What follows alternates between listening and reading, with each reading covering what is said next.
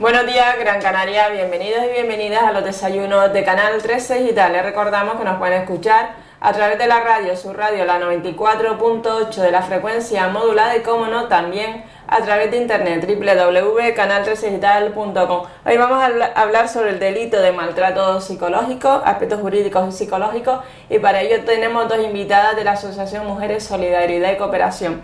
Por un lado se encuentra Mercedes Suárez Betancor. Muy buenos días, Mercedes. Buenos días, María. Mercedes, asesora jurídica del programa Servicio de Prevención y Atención a Mujeres Víctimas de la Violencia de Género, subvencionado por el Instituto Canario Igualdad y la Consejería de Política Social del Cabildo de Gran Canaria. Tengo que decirlo todo porque si no es poco largo. Es importante hablar sobre los programas. Y junto a Mercedes también se encuentra María Dolores Gallego Gómez. Muy buenos días. Muy buenos días, María.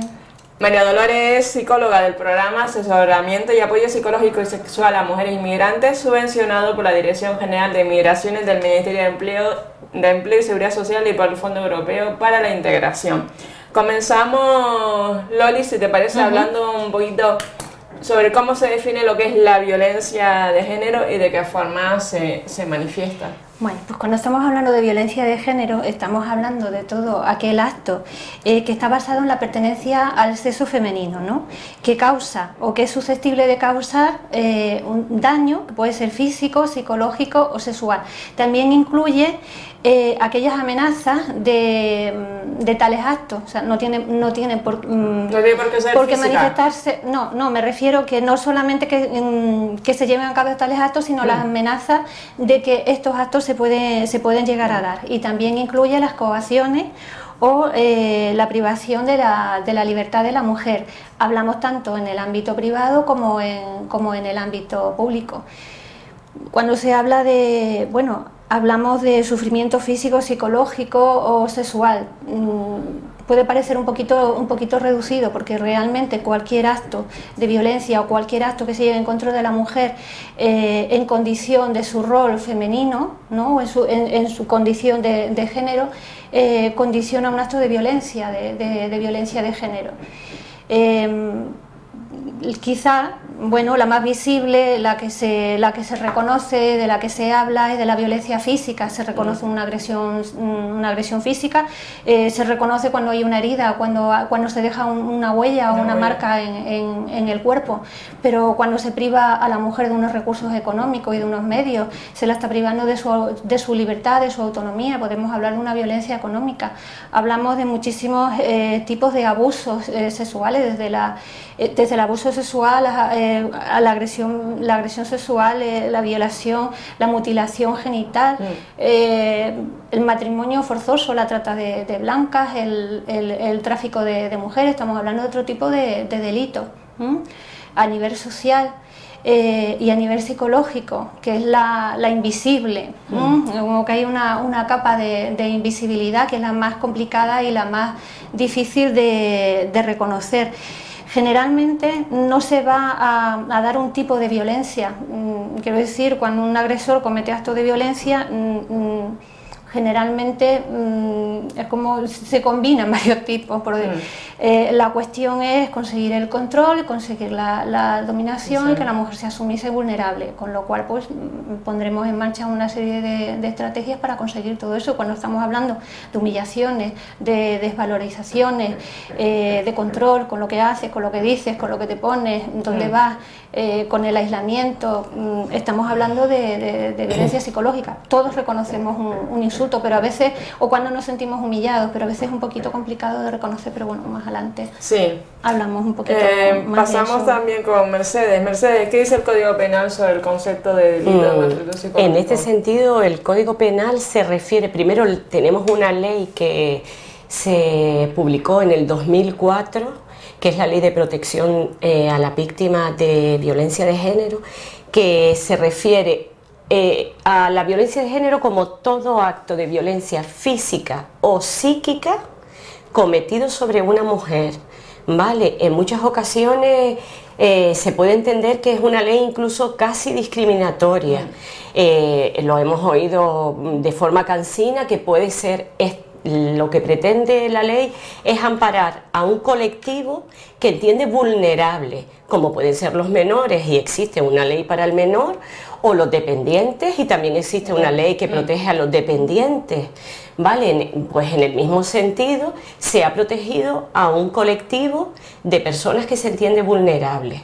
Entonces es autor de estos delitos el que ejerce esa violencia determinada por razón de género, como bien decía mi compañera, porque aquí el dato significativo y especial es que la razón por la que se ejerce esa violencia es por razón de género femenino.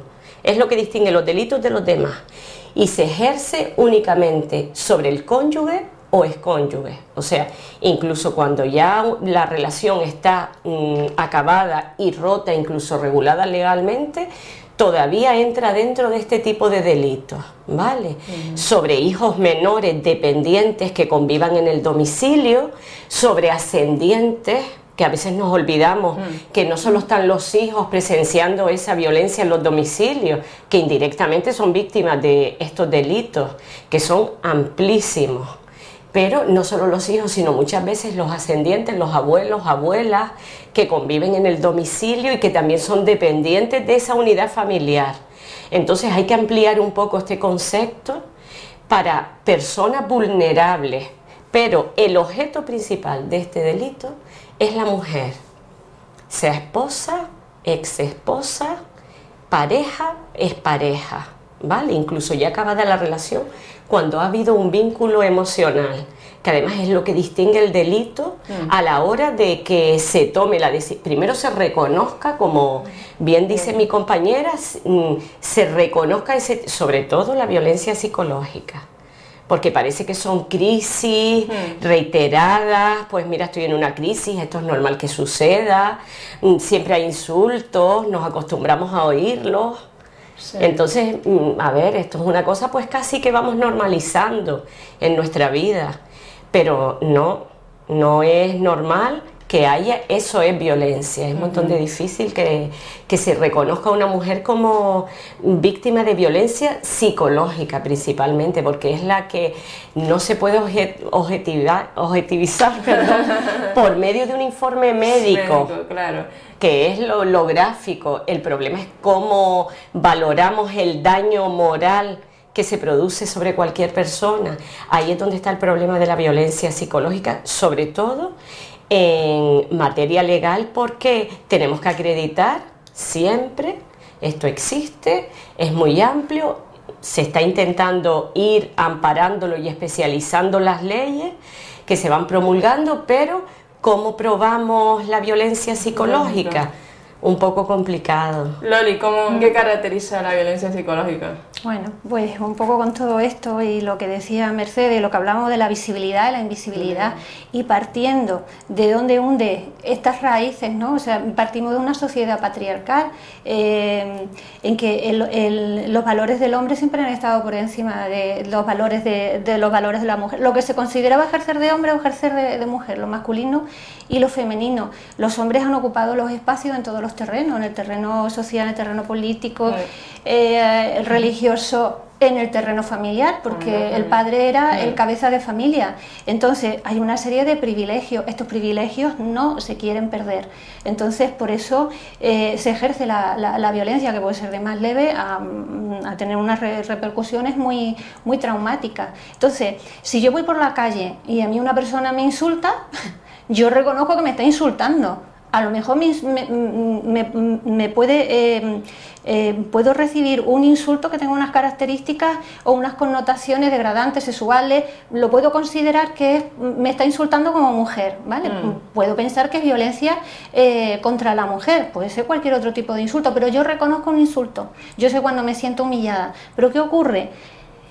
Generalmente, y hablamos, y cuando se producen las denuncias y se produce este tipo de delito, estamos hablando de las relaciones de pareja, estamos hablando de vínculos afectivos muy fuertes, y estamos hablando del ámbito privado, es mi casa, es mi hogar.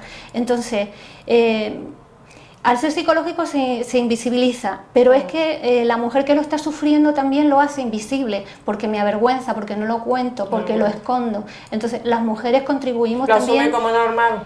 A ver, bueno, esa es otra historia, ¿no? Pero aunque no lo vea normal, me da vergüenza. Es que Claro. ese rol de protectora de la familia, que hablaba mi compañera, que además ya lo tenemos en nuestros roles educacionales y los que marcan nuestro lugar en esa familia, las mujeres han sido durante toda la vida protectoras y salvadoras de la familia. No van a romper, no van a ser las que rompan, entonces siempre intentan salvar y normalizar, aplacar. Siempre nos encontramos la figura que tenemos de materna o de mujer, ya no solo con hijos o sin ellos, es un poco de aplacar, de apagafuegos. ¿Cómo voy yo a llevar y a romper? No es mi rol. Yo no estoy acostumbrada ni preparada, aunque sea una mujer formada. Pero ese rol lo llevamos muy interiorizado. Entonces intentamos a priori intentar ir aplacando, cambiar la situación, a ver si esto acaba, a ver si... Entonces nunca, es muy difícil, a diferencia de la violencia física, que una mujer salga a pedir ayuda, sea al sistema sanitario, profesional, a buscar información, ya comisaría, impensable, por una situación de violencia psicológica, aunque sea evidente. ¿A menos formación, más violencia psicológica o no tiene nada que ver? No tiene nada que ver. No tiene nada que ver. Es que el problema... No es cuestión ni de clase social, ni no. O sea, la mujer sufre violencia psicológica por el hecho de que es mujer. A mayor formación o menor formación, mayor cultura, puedo tener, en el caso del agresor, mayor o menor habilidades para ejercer esa violencia. Porque lo que comentábamos antes, hay una situación de poder, una situación de privilegio sobre la mujer, lo que se presenta es que la mujer sea sumisa, que sea vulnerable, entonces se desarrollan una serie de estrategias. Entonces, una persona con mayor o menor formación o mayor o menor cultura va a utilizar, seguramente que va a utilizar los mismos métodos, Marian, pero de manera más diferente, a veces tan educadamente, que se hacen como muchísimo más invisible, pero no tiene por qué. O sea, buscamos estrategias. Se ha cometido un delito, se ha cometido un acto, algo que ha ocurrido, una situación que no está bien, que se ha producido un daño, ya sea psicológico, ya sea físico, pero vamos a minimizar la situación. O sea, no ha sido para tanto, si apenas te he rozado, es que eres una exagerada. Vamos a desviar la atención. La culpa no la tengo yo, la culpa la tienen otros. Le echamos nos excusamos con el trabajo, nos excusamos con el estrés. Vamos a aislar a la persona, vamos a una serie de estrategias para que la persona se aleje de sus familiares, de sus seres queridos, de su contexto, y al mismo tiempo provocar también que no solamente que ella se aleje sino que los demás también se alejen de ella. Entonces están esas estrategias de aislamiento, que es muy importante. Ellos fundamentan, racionalizan de tal manera que parece que está bien lo que han hecho, se olvidan de lo que ha pasado, no se acuerdan. Hay problemas en la comunicación, no escucho, no entiendo, yo no te entiendo, no sé lo que está pasando, guardan silencio. Sí que interrogan, quieren saber dónde estás, cómo no estás, qué es lo que haces, ellos no dan información. Entonces juegan con todo este tipo de estrategias que, como decía Mercedes, o sea, por nuestro proceso de socialización y los roles que hemos adoptado como mujeres o como hombres, que es importante para la mujer, y si tiene los roles muy interiorizados, ese comportamiento de esa atención y ese cuidado, entonces yo cuido lo que es mío, es mi marido, es mi pareja, es mi novio, es mío, lo tengo que cuidar. De alguna manera nos hacemos responsables. Además ellos pues siempre van a intentar, porque esto es una cuestión, la culpa la va a tener ella la que está loca y ella la que está mal, y ella termina por creérselo. Sí, porque otra cosa que dice muchas veces el hombre es: tú estás loca. Sí, lo de tú estás loca, pero porque ella quiere inicialmente, ella en esa facultad y esa necesidad de aplacar, también quiere oír que quizá no ha sucedido. ¿Sabes? Que es todo la pescadilla que se muerde la cola, para entenderlo. La justificación. O sea, la víctima va acompañando a su agresor dentro de esa dinámica que comparten los dos íntimamente, que es lo que nos aleja a los demás a los ajenos, profesionales y de psicólogos y abogados principalmente, nos aleja de este delito. El problema es que es muy íntimo. ¿Y cómo se prueba esa dificultad probatoria, esa violencia? La dificultad probatoria estriba fundamentalmente, precisamente, en la calidad de ese delito, en la especificación íntima de ese delito. Porque si son unos insultos y los ha presenciado alguien o los tenemos grabados, pues vamos, es muy fácil de determinar. El problema es probar cuando una señora se dirige pues a una comisaría, a cualquier centro, a un juzgado, incluso muchas veces cuando se dirige a oficinas, a obtener la primera, oficinas no especializadas, a cualquier profesional, pues un poco para que le informe cómo se enfrenta a esta situación y cómo la regula, buscando un amparo de alguien, pues claro, se encuentra con que lo único que cuenta es con su relato.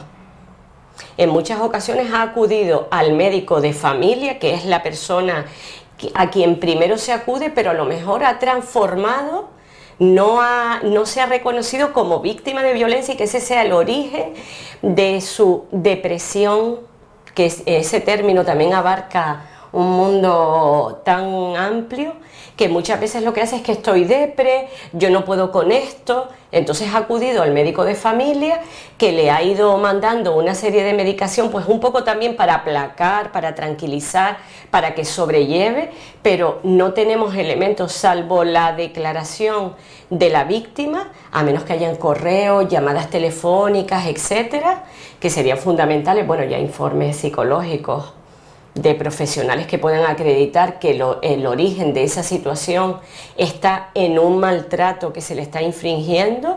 Si no, contamos casi únicamente con la declaración de la víctima, que sí que quiero hacer hincapié en la declaración de la víctima, porque muchas veces, como además tienen la autoestima tan dañada y están en una situación de inseguridad absoluta porque no tienen armas para regular su propia vida, esa íntima con la que creían que podían, creen que los demás pues tampoco la van a creer porque ella está loca, ve cosas que no existen, y lo que mi compañera relataba. Entonces sí que queremos dar desde aquí un voto de confianza a que la declaración de la víctima en el proceso penal, en el área jurídica, el proceso penal desvirtúa absolutamente, es una prueba de cargo que puede desvirtuar por sí sola la presunción de inocencia de un denunciado.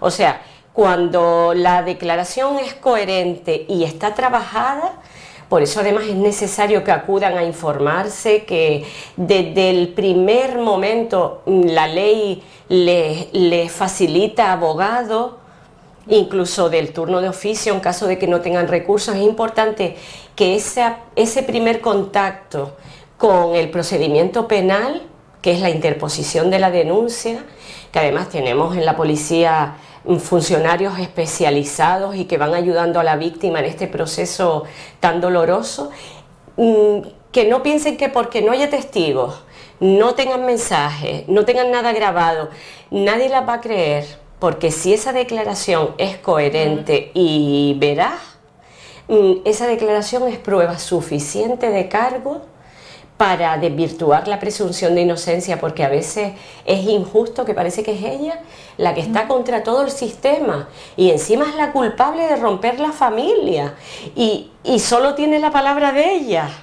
Entonces el frustre, sobre todo emocionalmente, que para eso están las profesionales, un poco para ir después acompañando, emocionalmente es tremendo. Desde el punto de vista jurídico también, cuando la mujer acude a la comisaría o al juzgado, es una zona bastante masculinizada, bastante fría, bastante negra de por sí. Sí, por eso es importante en este sentido, un poco, de todas formas, los juzgados de violencia sobre la mujer, que son unos juzgados especializados en este tipo de delitos, que por eso son diferentes, a pesar de que querramos meterlos en el saco general.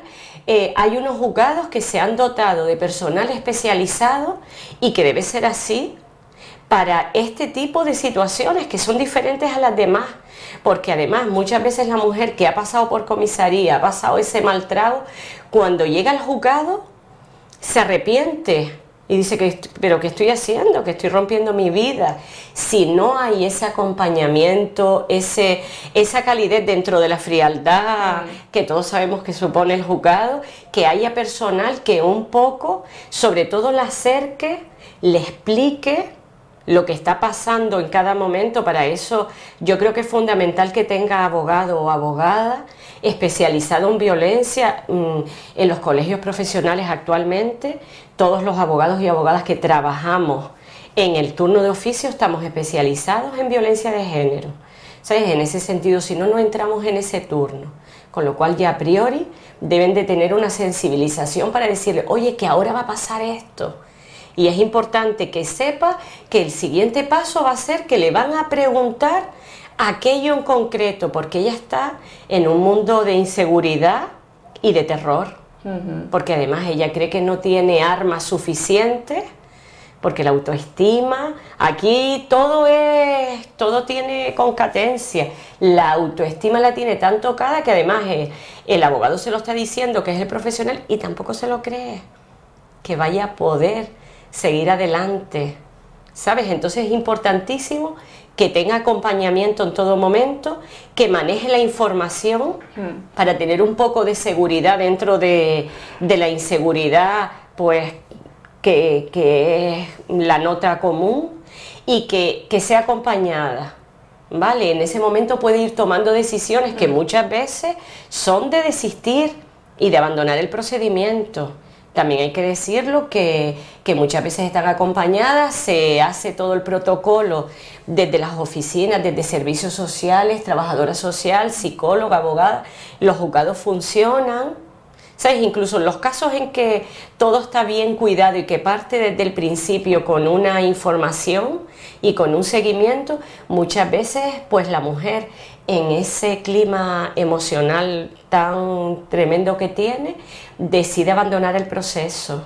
Entonces vuelve al domicilio y probablemente se vuelva a producir el episodio de violencia, que bueno, que la compañera con toda probabilidad cíclicamente. ¿Y las mujeres, Loli, son conscientes de esa violencia psicológica que están sufriendo? ¿Qué está ocurriendo? Pues a día de hoy, María, muchísimas mujeres no son conscientes. Es verdad que entran en juego muchos factores, ¿no? Como hablábamos antes, esa socialización, ese ejercer de hombres, ese ejercer de mujeres. La edad, bueno, lo de la edad es importante en un sentido, porque a personas más mayores pues tenemos más integrados los roles más tradicionales y más sexistas. También depende un poco del país, un poco de la cultura, el tiempo que lleve la relación, la fase en la que nos encontremos dentro de la relación y, como decíamos antes, de las habilidades manipulativas, ¿no? Para manipular ese estado anímico, las emociones que tenga el agresor, que también es importante. Las mujeres mayores pues sí que tienen, la mayoría, por supuesto, y la generalidad, los roles como muy asimilados. Entonces, como están muy asimilados y tú haces esto y yo hago esto y yo estoy en casa y él entra y él sale, pues a veces, no sé, es que a veces no hace falta. A ver, no hace falta ejercer la violencia porque tú ya cumples con tus roles y yo cumplo con los míos. A veces no hace falta ejercer esa violencia. El problema viene cuando queremos que siga siendo vulnerable, sumisa, se niega la libertad y la autonomía. Entonces, lo que decíamos, ponemos en marcha una serie de estrategias. Cuando estás enamorada, pues no te das cuenta. O sea, cuando te enamoras, ¿qué es lo que vemos en la otra persona? Aparte de que estamos en un estado, porque es el estado de enamoramiento. ¿Qué ves en las otras personas? Pues conductas que llevan a conquistar y a enamorar. Entonces, en ese momento no vas a ver nada. Tú te enamoras de eso. A veces confundimos a la persona con el estado. Es que me hace sentir, es que soy súper feliz, es que no he conocido. Estás en un estado de enamoramiento, de idealización. O sea, tú tienes la capacidad de amar y tienes esa capacidad afectiva. Con esa persona sale a flote, pero esa capacidad la tienes tú. Pero parece que es él el responsable de que yo me sienta así. No, estoy en un estado. Pero claro, va a pasar el tiempo y eso va a cambiar. a veces ese enamoramiento en enamoramientos de ella. Para él puede ser un me gusta o un encaprichamiento o una posesión. Fíjate que siempre se habla de mi marido, pero de mi mujer, ¿no? Como que eres mía. Entonces empiezan los cambios. Ella no va a pensar que el cambio... A ver, suelen decir, es que ya era otro hombre, ya era otra persona. No, era la misma persona. Solo que estábamos en un estado y ahora pasamos a otro y el comportamiento es totalmente distinto. Pero lo achacan a que algo tiene que haber ocurrido, algo tiene que haber pasado, algún trauma de la infancia, pues siempre buscamos algún tipo de explicación. Ellos también saben victimizarse bastante bien, con lo cual, lo que decíamos, siempre la culpa la tienen otros agentes o otras personas, con lo cual vamos a justificar, vamos a buscar la causa y vamos a intentar ayudar a normalizar, a tener una relación normal, a armonizar. La violencia, a veces la violencia se da, no tarda muchísimo tiempo en manifestarse, es muy manifiesta.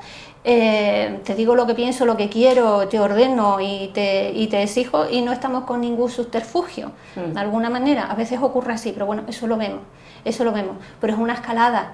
O sea, un día empezamos a veces con conductas que parecen de protección, ¿no? Claro, porque pero a lo mejor la violencia psicológica ha existido siempre, y la ves ahora, cuando hay algún cambio en parejas así mayores. A ver, no tiene por qué existir la violencia psicológica si tú cumples con tus roles y yo cumplo con el mío. Pero si además yo necesito que tú seas más sumisa y quiero coartarte mucho más la libertad y yo mantener mi posición de poder, sí que va... Yo siempre digo, María, para mí mis padres, yo puedo pensar que me he educado en un contexto machista, en el sentido de que mi madre cumplía con sus roles y mi padre cumplía con los suyos.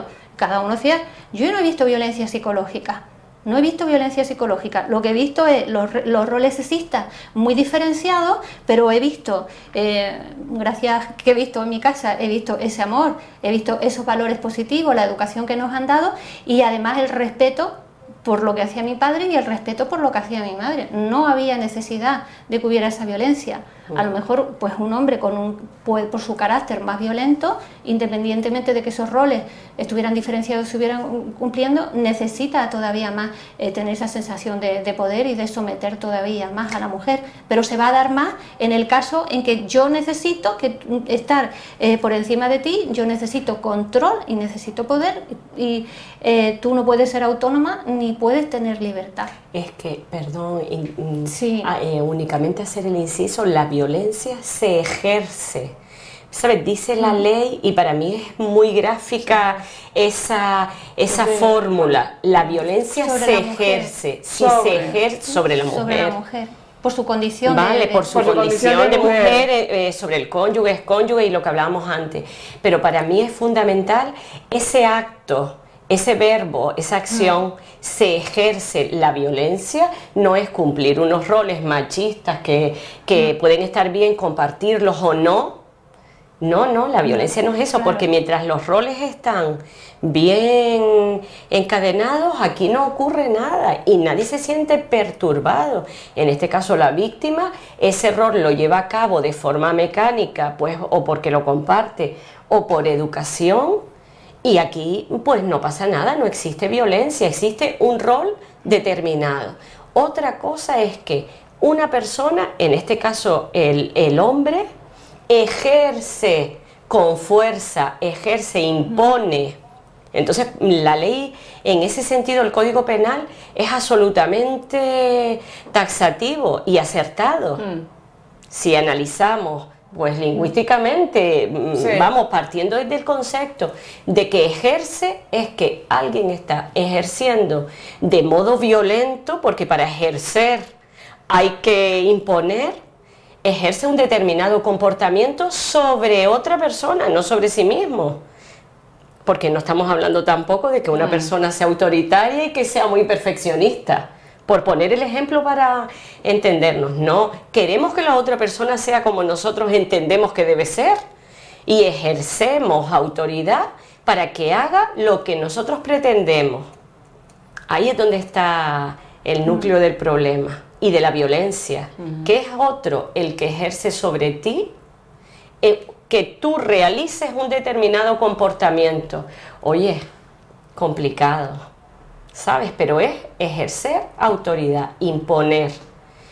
No Hay un es objetivo, exacto. Hay una finalidad que es que tú hagas lo que yo pretendo. Y además de esta manera, no pactamos, no negociamos. La mediación no existe. De hecho, está prohibida la mediación familiar en los temas de violencia, porque no estamos negociando en condición de iguales, sino de uno en nivel de supremacía frente al otro. Eso no es negociable. Eso es autoridad, imposición, ¿sabes? Y eso para mí es fundamental, el que entendamos que el criarnos, como bien dice mi compañera, y casi todos los que ya tenemos una mediana edad seguramente nos entendemos, en una familia machista con los roles que venimos arrastrando y tal, no es violencia, ¿vale? No confundamos la violencia con el machismo, porque a pesar de que tienen la misma raíz, es cuando se empieza a ejercer, ¿vale? Cuando realmente existen indicios ya y posteriormente situaciones de violencia más expresa. Mercedes, coméntanos el contenido básico de la denuncia inicial y la asistencia letrada a la denuncia inicial, que ya un poco ya entré en el asunto porque me parece importantísimo, porque es el paso inicial. Si ella retira la denuncia, como estabas hablando antes, ¿continúa de oficio? ¿O? No, tendría que ser muy evidente la situación que se ha denunciado, que por ejemplo en los delitos de maltrato psicológico ya hemos estado hablando que es una violencia que casi tiene que arrastrar la víctima, es la que tiene que ir explicando lo que ha sucedido, la declaración esa tan importante, y casi no hay pruebas porque se produce generalmente en la intimidad, a veces incluso en presencia de los hijos, y la mujer que sufre la violencia, a pesar de que se dirige a comisaría a buscar el amparo, no quiere, y muchas veces incluso aconsejada ya con asesoramiento letrado y tal, de que si los hijos han presenciado, pues va a tener ese refuerzo de su declaración, y no quiere, por proteger, por ese rol de protección a la familia, no permitir el que los hijos enfrenten esa situación contra el que es su padre, lo ha elegido ella, es su padre, esa unión y ese rol de familia, de protectora, etcétera, en muchas ocasiones, incluso viéndose perjudicada, decide, pero de forma además coherente, consciente e informada, que no quiere que los hijos acudan a pesar de que han presenciado las situaciones. ¿Sabes qué?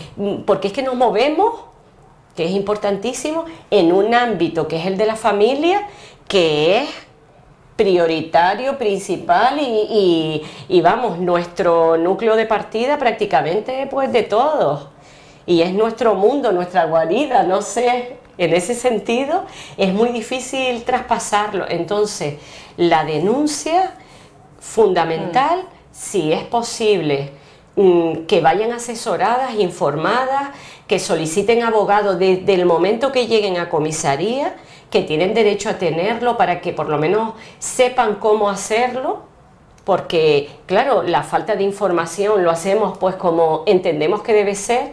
El problema es que después ampliar otros hechos, muchas veces la mujer, tal como decía mi compañera, incluso ha ocultado su memoria, olvida determinados episodios porque le producen daño, y cuando algo nos produce mucho daño, incluso recordarlo nos produce daño, y el cerebro, que es una máquina perfecta por sobrevivir, lo que hace es que los vela, los tapa, parece que no ocurrieron.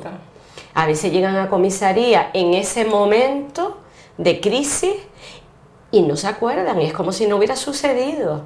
Cuando declaran los hechos concretos, intentamos pues un poco ayudarlas, claro, pero no manipularlas, ¿sabes? Ahí es un poco complicado. Entonces, pues a veces cuando han denunciado y continúan otras declaraciones, vamos a ampliar datos y parece que se puede entender incluso desde fuera que estamos pues un poco manipulando, ya han sido asesoradas. Por eso es tan importante cuidar ese momento de la denuncia, información profesional y acompañamiento, es para que vaya saliendo adelante. Loli, ¿cuáles son sus consecuencias y cómo afectan a las mujeres que las sufren? Pues María, las consecuencias pueden ser bastante devastadoras, ¿no? Y bueno, que sí, quería comentar algo porque cuando sufrimos una lesión física, cuando sufrimos una herida, pues nos ponemos nosotros una tirita o acudimos a los servicios sanitarios.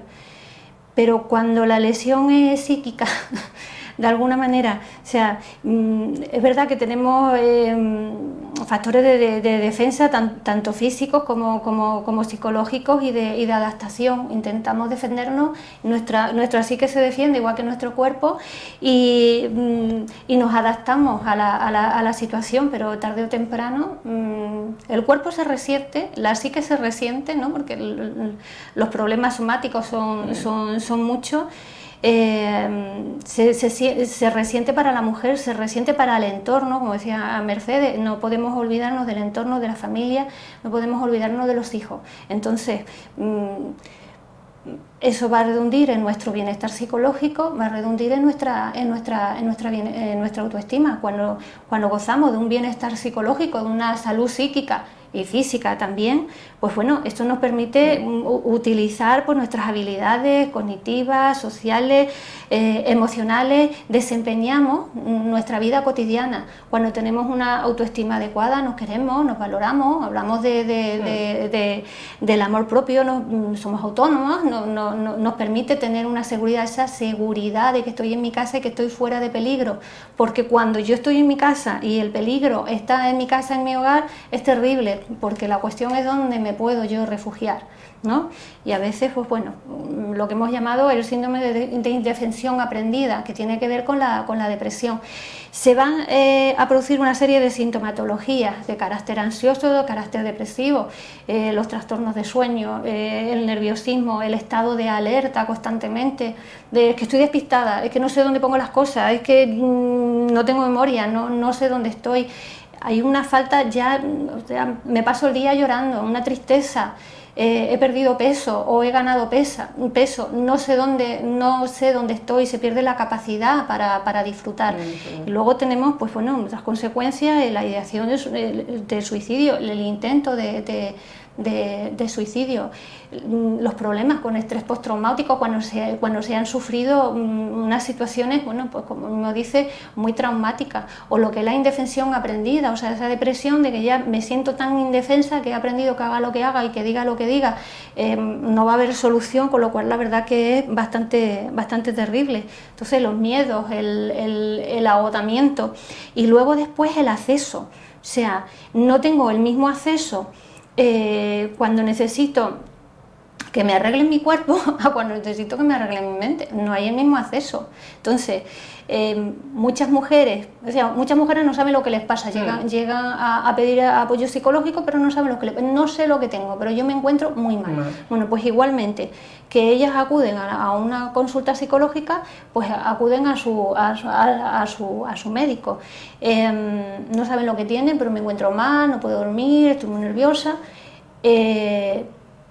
Algunas personas pues tienen confianza con su doctor o con su doctora, se hace tiempo y le cuentan un poquito cómo están las cosas, pero lo lógico no es que el doctor o la doctora te vaya a dedicar una hora de tu tiempo, le vayas a contar toda tu vida y todos tus problemas. Entonces le cuentas la sintomatología y le das alguna excusa, con lo cual pues te mandan algún tipo de ansiolítico, algún antidepresivo. Es muy difícil que luego después pueda haber una derivación a psicólogo o a salud mental o a psiquiatra, con lo cual la mujer se va con las pastillas a su casa. Se va con la pastilla a su casa, en su casa se toma la pastilla. A ver, ¿cuántas crisis de ansiedad? ¿Cuántas mujeres vienen con esa crisis de ansiedad? Y tuve que ir a urgencia porque tengo una crisis de ansiedad. Bueno, pues tenga usted las pastillas, a veces depende del relato de la mujer, la va a atender un profesional de salud mental o no.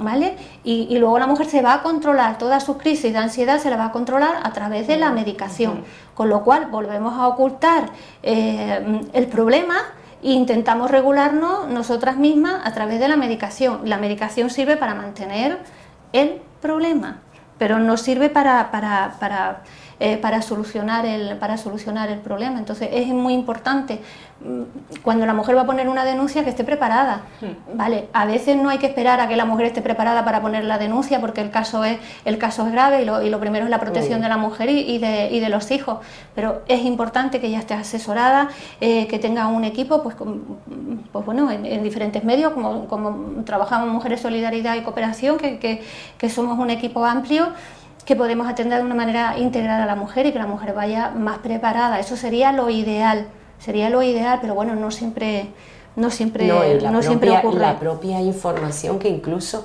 se difunda, ¿sabes? Es importantísimo que cuente en el momento, y perdona que te interrumpa, en el momento que puede surgir en cualquier momento y no es previsible, que por lo menos tengamos en general, la sociedad en general, los profesionales, todas las personas que vamos, los profesionales de los centros de salud, que son a donde primero acuden, y que ese auxiliar que está atendiendo la consulta de urgencias, para un poco situarnos más cercanos, que ya maneje un poco. Tiene un protocolo de actuación. Sí, ellos tienen un protocolo de actuación, pero muchas veces se desconoce por el propio personal, que después, bueno, eso es otro problema, el que no se controle, el que el personal que debe aplicar los protocolos y que debe detectar las primeras situaciones de violencia con la gravedad a la que nos enfrentamos en este tema, no esté especializado o por lo menos sensibilizado, porque tampoco podemos a estas alturas y tal como están las cosas, pues no hay recursos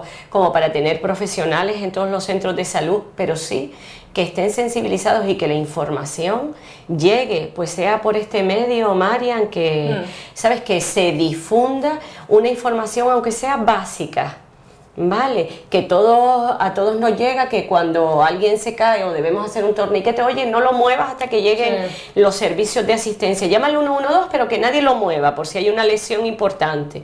Eso desde pequeños pues un poco nos lo van transmitiendo, pues en el mismo sentido, transmitir esa primera información de dónde podemos acudir, de que hay servicios que son gratuitos, que no van a obligar a ninguna toma de decisión, son servicios de información y acompañamiento, pero de máximo respeto en el sentido del proceso y de la identificación, que a veces no están preparadas las mujeres para identificar esa situación. Sí, pues muchas mujeres vienen derivadas de atención primaria y casi siempre pues lo que suele suceder es que pues llevan tiempo con su doctor o con su doctora, han tenido tiempo y han tenido la confianza para expresar y para manifestar lo que les estaba ocurriendo y bueno, pues han sido derivadas a los servicios de atención, pero no siempre va a ocurrir, no siempre cuentan lo que pasa, no siempre se detecta.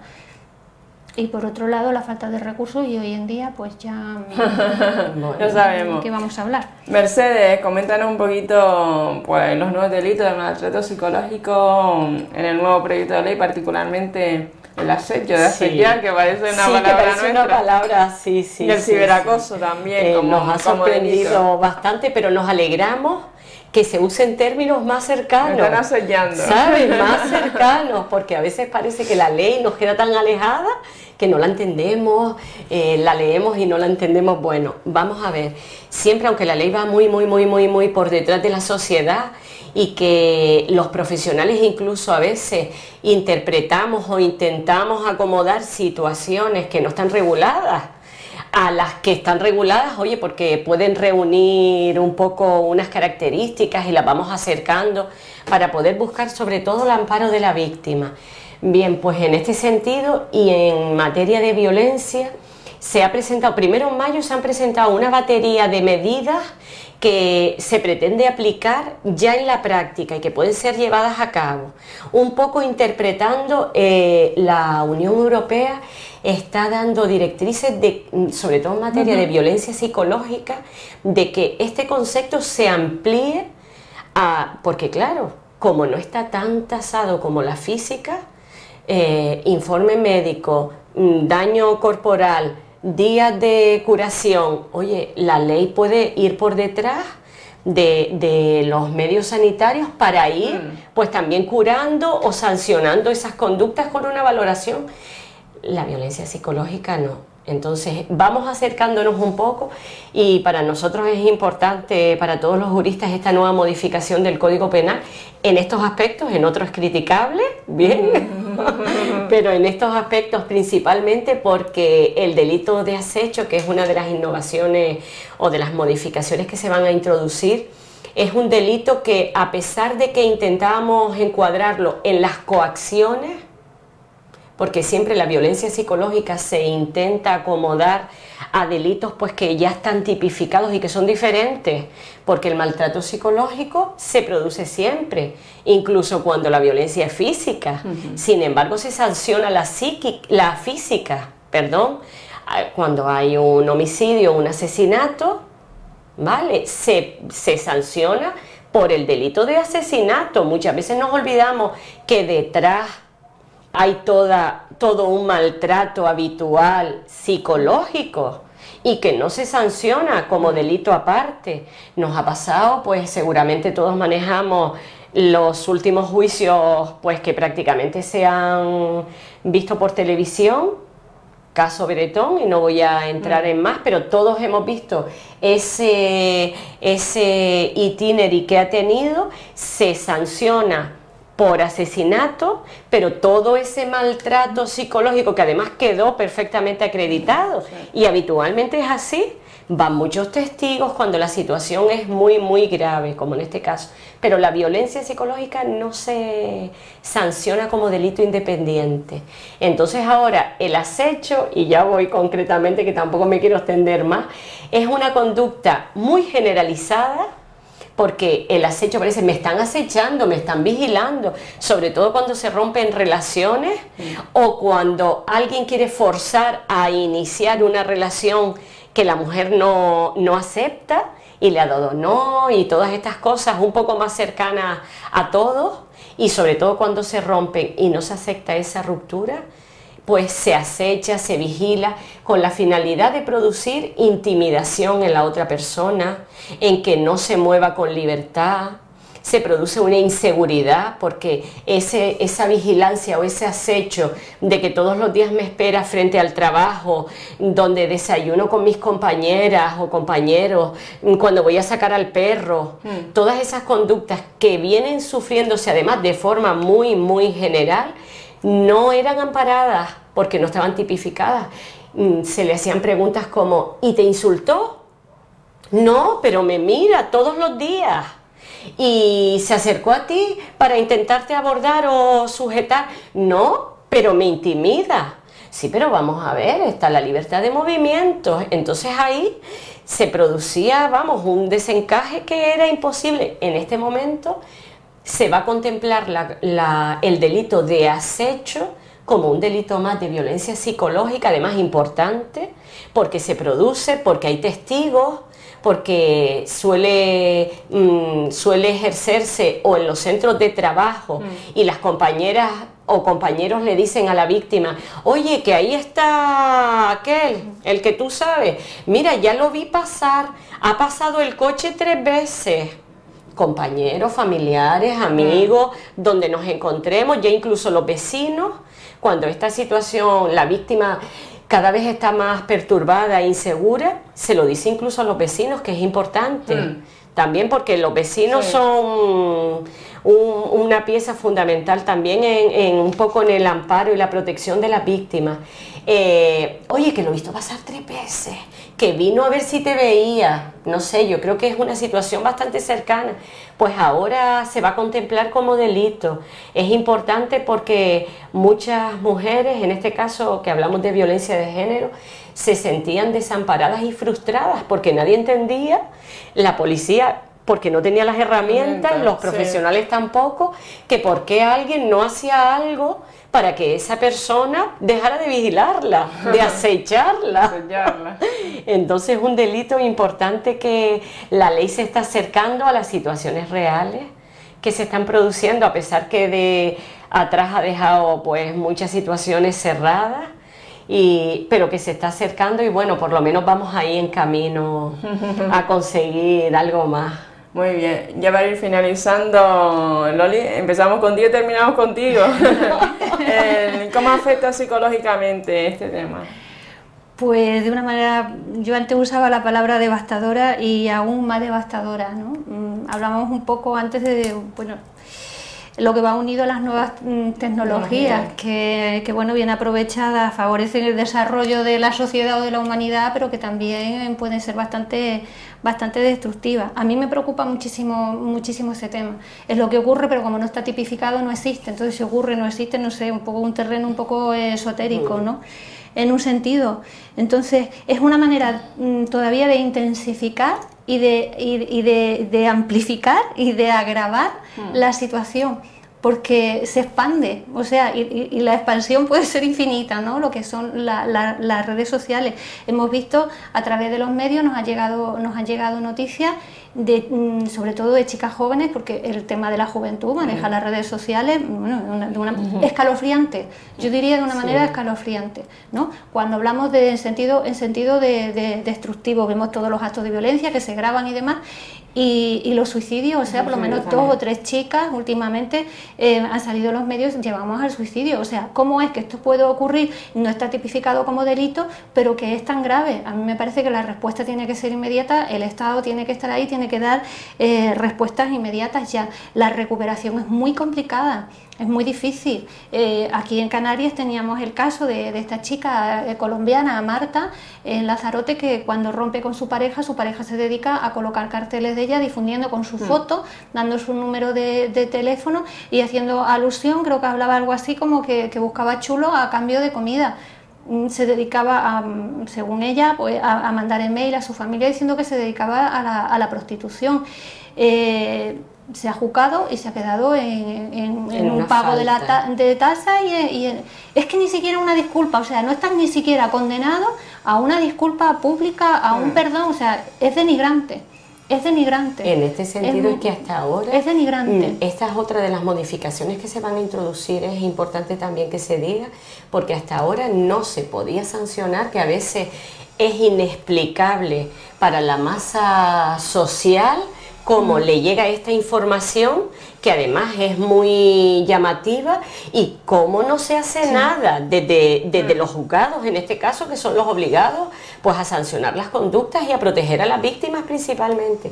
Ahora también se va a introducir esa modificación porque no se sancionaba, porque no estaba tipificado, lo que decía Loli. Está condenado por la sociedad, pero no está condenado por la justicia. La víctima se sigue sintiendo desamparada, con lo cual realmente el sistema no está funcionando, porque la víctima es la principal amparada o protegida de este sistema, o debe serlo, que no lo está haciendo. Entonces, aquí sí se había condenado por una falta, y claro, como era una falta, una vez cumplida esa pena tan leve, que fueron 6 días de localización permanente, que además se practica en el domicilio del condenado, ¿vale? O sea que casi es una pena muy leve. ¿Y cuáles son las consecuencias para el agresor? Bueno, las consecuencias para el agresor es el cumplimiento de la condena y poco más, y que coste pues esa actividad para una reiteración, pero para convertirla en otro delito, no en el que se está denunciando. Las agresiones se siguen sucediendo. Sí, efectivamente. Entonces, ¿cuáles son las consecuencias para él y cuáles son las consecuencias para ella? El daño, que volvemos otra vez a retomar el tema de lo complicado de acreditar estos daños, el daño moral que se le ha provocado a la víctima con esta expansión y esta publicidad, puede ser irreparable. Bueno, ella contaba que no podía ir, o sea, para que nos acerquemos a ese daño que no se cuantifica, pero que todos sabemos que está ahí, no podía llevar a su hijo al parque que iba, o sea, ya es su hijo, también es perjudicado y es víctima de este delito que no se sanciona. ¿Sabes qué? Al supermercado de la esquina de la casa, pues ya ella se sentía intimidada y mal, insegura, con la autoestima baja, dañada, y todos los calificativos que se nos ocurran para hacer su vida normal. Es que es injusto de por sí. No puedes vivir. No puedes llevar a cabo una vida normal. Dejas de vivir, o sea, prácticamente dejas de vivir. ¿Sabes? Entonces, la verdad que la ley va muy alejada, muy alejada. Y bueno, ya lo de los gabinetes forenses que prácticamente no existen por la falta de recursos. O sea, es que en este sentido, para hacer las valoraciones a la víctima, oye, ¿dónde está la gravedad del daño realizado? Son esenciales. Eso es fundamental para poder sancionar. No se puede sancionar matemáticamente, ¿sabes? Que es a lo que a veces llegamos. Bueno, tengamos esperanza en que esto vaya evolucionando. Muy bien, pues lo dejamos aquí. Mercedes, muchas gracias por estar aquí. Mercedes Suárez Betancor, muchas gracias. Loli Gallego Gómez. Mercedes, asesora jurídica, y Dolores Gallego es psicóloga de la Asociación Mujeres Solidaridad y Cooperación, y cada 15 días, compañeras de la Asociación Mujeres Solidaridad y Cooperación, tocamos temas importantes como el que hoy hemos tocado, que es el delito de maltrato psicológico, aspectos jurídicos y psicológicos, y las invitamos para otra ocasión para hablar más detenidamente sobre el ciberacoso, si les parece, en otra ocasión, compañera. Gracias. Gracias. Pues gracias, esperamos que la entrevista haya sido de sagrado, y el día de hoy será colgada en el Facebook de Canal 13 Digital. Muy buenos días, Gran Canaria.